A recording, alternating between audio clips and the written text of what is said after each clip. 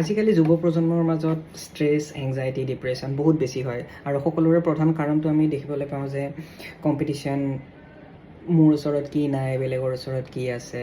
এইবোৰ সাধাৰণ এটা ছ'চিয়েল মিডিয়াৰ ফলত আমাৰ ওচৰত প্ৰভাৱটো বেছিকৈ পৰে, প্ৰেছাৰটো বেছিকৈ পৰে।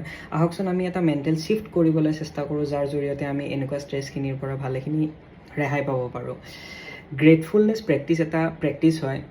একদম সহজ ভাষাত ক'বলৈ গ'লে আমাক মহাপুৰুষসকলে যিবোৰ শিকাই থৈ গৈছে। প্ৰেক্টিছত কি কৰোঁ, দিনটোত 5 মিনিট সময় এটা উলিয়াই নিজৰ কাৰণে আমি থেংকফুল হ'ব লাগে বা ধন্যবাদ জ্ঞাপন কৰিব লাগে। আমাৰ ওচৰত কি আছে, নাইতো চবেই জানো আমাৰ ওচৰত এইটো নাই সেইটো নাই, যাৰ ফলত আমাৰ ষ্ট্ৰেছ বহুতখিনি বাঢ়ি যায়।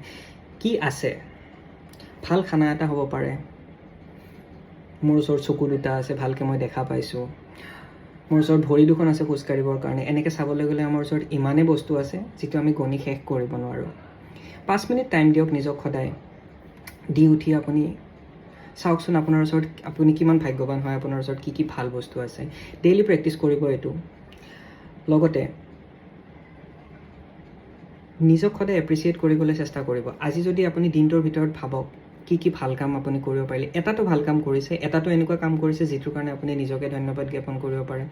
চাবচোন, দুখীয়া মানুহ এটাক আপুনি এটকা দিলে বা গাড়ীখন ছাইড দি এম্বুলেঞ্চখনক আগবাঢ়ি যাব দিলে, যিকোনো ধৰণৰে হওক, এটাতো ভাল কাম কৰিছে, সেইটো ভাবিবলৈ চেষ্টা কৰিব, নিজক এপ্ৰিচিয়েট কৰিবলৈ চেষ্টা কৰিব। চাব তাৰ পৰা আপোনাৰ কনফিডেঞ্চ কিমানখিনি বাঢ়ে।